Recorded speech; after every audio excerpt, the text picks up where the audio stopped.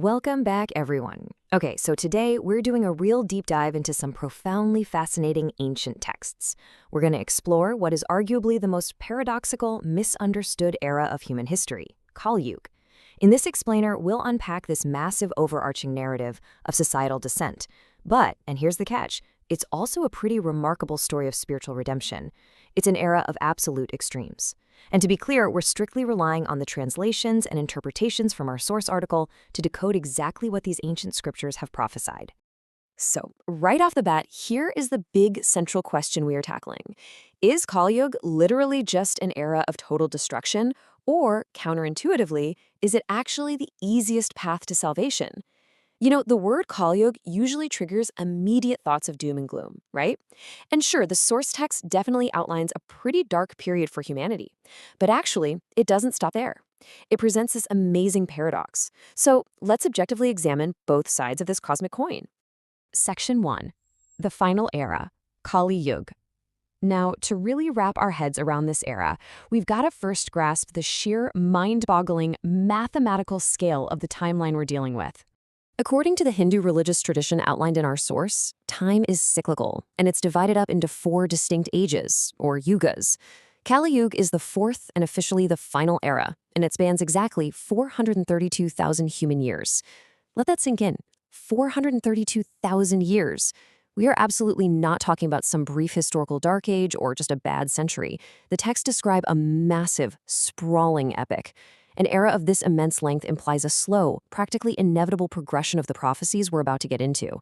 It's a vast ocean of time, and understanding that scale is absolutely crucial to grasping the weight of the verses written about it. So with a timeline that massive, when does the clock actually start ticking? Well, the scriptures use specific terms, Adikal or Prathamkali, to mark the exact starting point, and it kicks off precisely on the very last day of the preceding era, the Dwapara Yuga. There's no gap, no breathing room.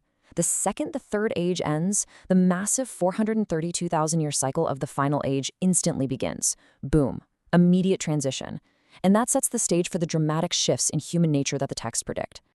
Moving right along to Section 2, Era of Decline and Darkness. Because the fundamental nature of this final era is so wildly different from the previous 3, the source material gives us a heads up about a specific set of overarching negative influences. To really understand this decline, our source article explicitly pulls together 14 specific Sanskrit shlokas, or verses. And these 14 verses, they aren't just pulled out of thin air. They basically act as a mirror, reflecting the falling ideals and the deep, deep societal disruptions that are prophesied to take hold over this specific 432,000-year window. These 14 shlokas are incredibly specific about how human behavior decays. We see injustice, we see unrighteousness, a concept deeply rooted in the text as adharma, which is essentially the opposite of moral duty.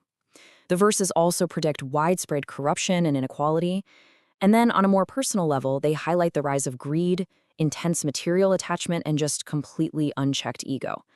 The scriptures are basically predicting a systemic, total breakdown of positive human ideals, swapping them out for these 7 heavy burdens. Section 3. Ancient Prophecies of Shlokas. I mean, just pause and imagine trying to predict this kind of spiritual downfall hundreds of thousands of years into the future, foreseeing that ego and adharma would be the defining characteristics of global society. But wait, here is the crucial pivot.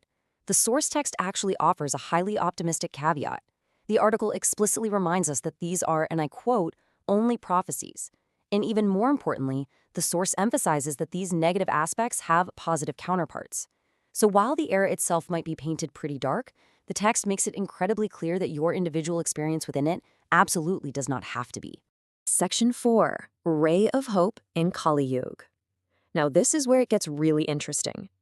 A text so intensely focused on societal collapse suddenly hands us a completely different, honestly relieving perspective: spiritual loopholes.